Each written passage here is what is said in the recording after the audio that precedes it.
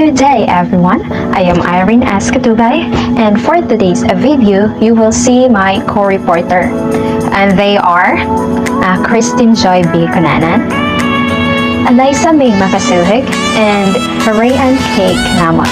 So we are here today to talk to all of you about the approaches and our methods of studying literature. So what are we waiting for? Let's begin. Many critical theories for understanding and interpreting literature have been developed during the 20th century to create a discipline of literary study. So the criticism is concerned not only with reading and interpreting literature, but also with establishing theoretical understanding. So we have to remember that not every approach is appropriate for every work, right? Nor are the approaches always mutually exclusive. So often a critical will blend two theories for a complete understanding of the work being analyzed. So now let us start with the first approach, which is the moral and or intellectual approach. So this approach is concerned with content and value. So in other words, this approach looks at the content and values or morals of a work, looking at morality, philosophy, and religious meaning, and those meanings being true and significant to readers. So like what I said earlier, the concern in moral and or intellectual criticism is not only to discover the meaning, but also to determine whether the works of literature are both true and significant. So in here, it becomes a basis through which a piece of work is labeled as significant. So the main questions to explore here are whether a work conveys a message or a lesson, and whether it can help readers lead better lives and improve their understanding of the world. In here, you will ask yourself or yourselves what the main theme of a work, and expand on it to express the moral and values. To simply put this, the way the reader views the work can be affected by their faith and belief. So readers here are left with the decision to accept the ideas conveyed by the work. So critics sometimes argue that this method, which is the moral and or intellectual approach, reduces the value of work by treating it as a medium for a message only. And now, let us talk to the second approach, which is a topical and or historical approach. So, this approach stresses the relationship of literature to location it is set in, which is the topical, and the time that was written in, which is the historical. So, in other words, this approach emphasizes the relationship of literature to its historical period, as well as the intellectual and social world of the author. So in here, it argues that every literary works is a product of its time and its world. So this approach helps readers better understand the terms used and why the author wrote about it. So this approach might also analyze the elucidation of words and concepts that today's readers may not immediately understand. So a common criticism of this approach, which is the topical and or historical approach, is that in the extreme, it only deals with the background knowledge rather than with literature itself.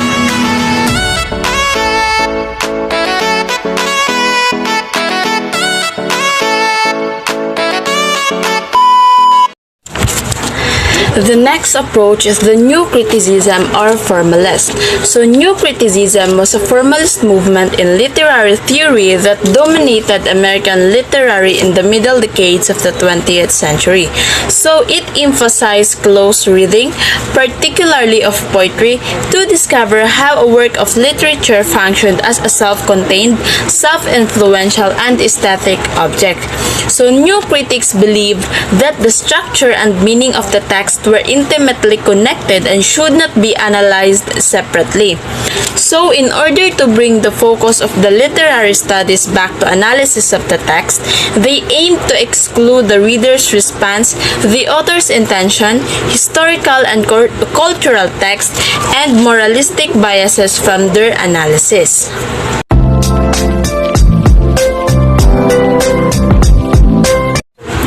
The next approach is the structuralism.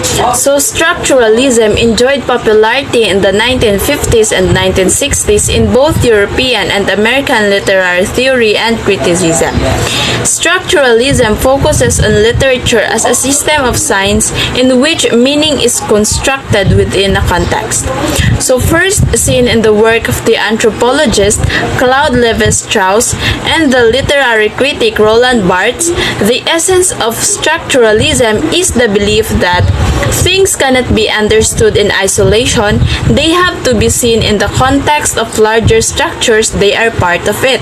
So the context of larger structures do not exist. Cultural communities determine the meaning and relationships of science. Criticism that uses a structuralist approach analysis patterns, narrative operations, and codes of operations to interpret the text and the culture from which it emerged, exploring underlying structures that make the creation of the meaning possible. Lastly, structuralism is an intellectual tendency that seeks to understand and explain social reality in terms of social structures. So structures are defined as the patterns and forms of social relations and combinations among a set of constituent social elements or component part of such as positions, units, levels, regions, and locations and social formations. Another method or approach in studying literature is the use of feminist approach. Feminist approach seeks to increase the consciousness of the importance of women in literature. A feminist critic attempts to show that traditional writers have ignored women or even perpetuated misguided prejudiced views of women. This approach argues that most of our literature presents a masculine view in which the role of a woman is negated or minimized. The feminist critic focuses on how such literary works treat women. So we have here an example of studying the literary work of William Faulkner using the feminist approach.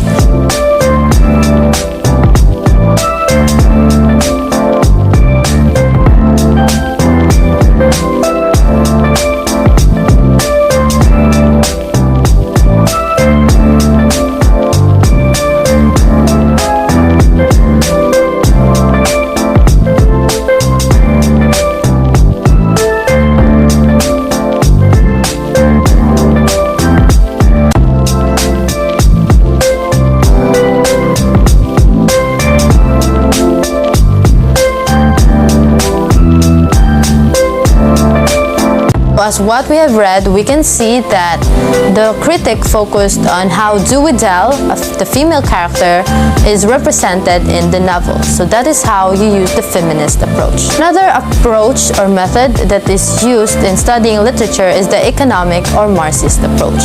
So this approach is based on the philosophy of Karl Marx, which is a German philosopher and economist who criticized the inherent injustice in the European class or capitalist system of economics operating in the 19th century. Marx viewed history as a series of struggles between classes. In other words, the oppressed and the oppressors. So Karl Marx emphasized that the primary influence on life was economic, and he saw society as an opposition between the capitalist and the working class. This approach analyzes the poor and oppressed characters in literature, attempting to rise above their disadvantages. interpretation. So it is a form of critic or discourse for interrogating all societies and their texts in terms of certain specific issues such as race, class, and attitudes shared within a given culture. Here is a short criticism of the trilogy The Hunger Games using the Marxist approach.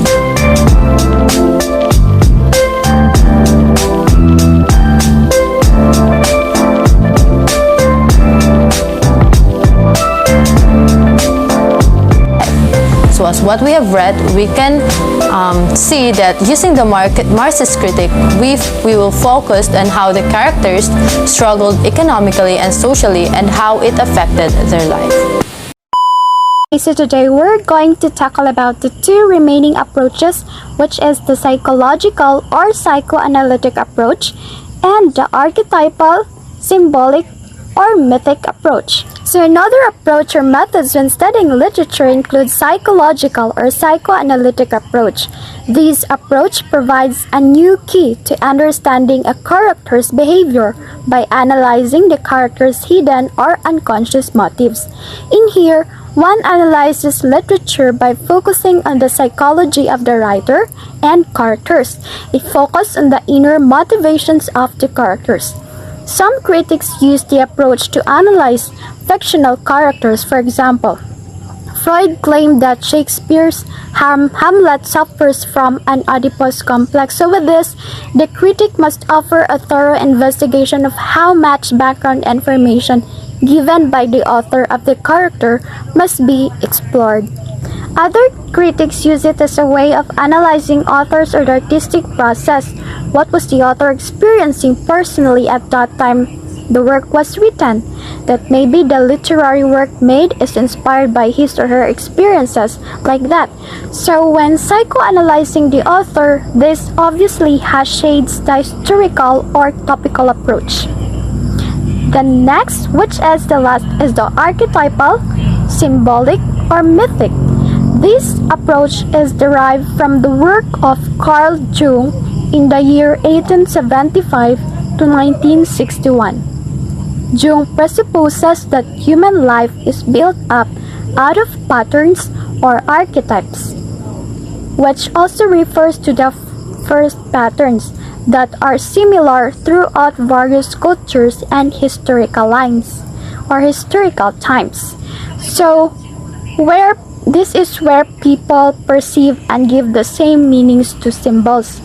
So this is an approach to literature that assumes that there is a collection of symbols, images, characters, and motifs that evokes basically the same response to people.